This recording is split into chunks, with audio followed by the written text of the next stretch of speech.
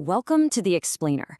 We're diving into a world that feels like it's holding its breath, a world where a single spark could set off a global chain reaction. See, diplomacy has gone quiet, and now it's military force that's doing all the talking. And to really get a sense of the danger we're in, you just have to look at the doomsday clock. It's now at 85 seconds to midnight. That is the closest it has ever been to a global catastrophe. This isn't just a symbol. It's a stark warning from scientists about the real state of our world.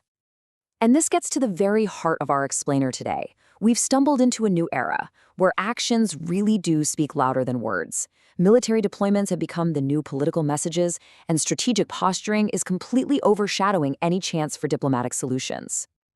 So where's the epicenter of all this? Where's that first domino? Well, it's looking like the escalating standoff between the United States and Iran. And make no mistake, this is not just some regional squabble.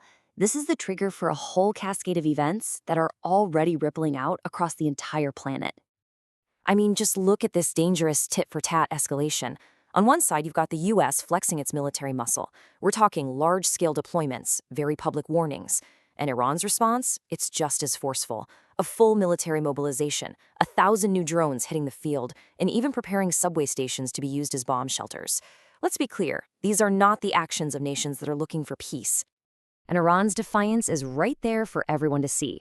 They put up this massive mural with a powerful message: sow the wind, reap the whirlwind.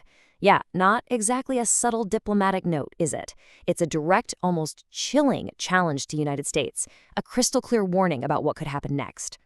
And Iran is clearly getting ready for a multi-front fight. You've got rumors flying around about a successful test of an intercontinental ballistic missile, and ICBM, that could potentially reach the U.S. East Coast. They've rolled out a new aircraft carrier, they're planning live fire drills in the Strait of Hormuz, which is a critical choke point for global oil, and all the while they're flat-out rejecting negotiations and perfecting their drone swarm tactics, which are designed to overwhelm even the most sophisticated defenses out there.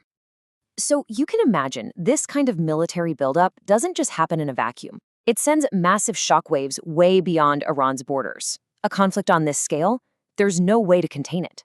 And we're already seeing the crisis spill over, forcing neighboring countries to brace for the fallout and, well, to choose a side. Let's just take Turkey, for example. It shares a 560-kilometer border with Iran. Think about that. That long, porous border instantly becomes a huge vulnerability if a conflict breaks out. And here's why that border is such a big deal. Turkish officials are estimating that a full-blown war could send as many as 1 million refugees pouring across it. 1 million. Fearing that exact scenario, Ankara is already making plans for a buffer zone to try and contain a humanitarian crisis before it even begins. But here's the thing. Iran isn't standing alone in this. Its axis of resistance, a really powerful network of allied militias, has been activated. This network is a major strategic asset for them.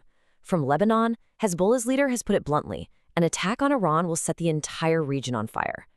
And over in Iraq, you've got key militias all pledging their support, basically saying this is a fight for their very existence. Okay, so this is where we have to zoom out, because the scope here just expands dramatically. This is no longer just a crisis in the Middle East. It has become a catalyst on a new global chessboard, pulling in major powers like Russia and China, and opening up interconnected fronts all over the world. And this table really shows you that intricate web of global power plays. While everyone's eyes are on Iran, the U.S. is also putting pressure on Venezuela to cut ties with Russia and China. At the exact same time, China is making these bold moves in the South China Sea. Even the future of Greenland has become a friction point, you see? Every single move is connected in this massive high-stakes game. And speaking of China, they're using these incredibly sophisticated new tactics. They're mobilizing what's called a maritime militia, basically hundreds of fishing boats, to form these massive floating blockades. These walls can literally choke off strategic shipping lanes near Taiwan and completely overwhelm an opponent's ability to even figure out what's going on, all without firing a single military shot. It's a brilliant and, frankly, very dangerous strategy. But what's really significant here, and this is a huge deal, is that none of this is happening in isolation. The defense ministers of Russia and China are in constant contact, coordinating how they're going to respond to all these global fluctuations. This unified front is a major shift in the global balance of power. It's a direct challenge to the US and its allies. And so, all of this brings us right back to where we started, the doomsday clock. Every single one of these falling dominoes, from the Middle East to the South China Sea, is pushing those hands closer and closer to midnight. This is the fractured world that has scientists so worried. You know, a big reason for all this danger is the total collapse of arms control. New START, which is the very last nuclear treaty between the US and Russia, is set to expire in 2025, and there is nothing to replace it.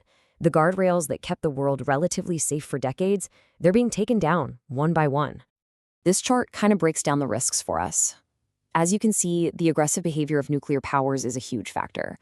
But it's also the growing risk from military AI, and maybe most importantly, a critical failure of global leadership to even try and address these threats. It's a really dangerous cocktail. And all of this leaves us with one final, pretty unsettling question. In this incredibly interconnected world, where every crisis affects another, where does the first domino finally fall? And will it be the one that brings the whole thing crashing down?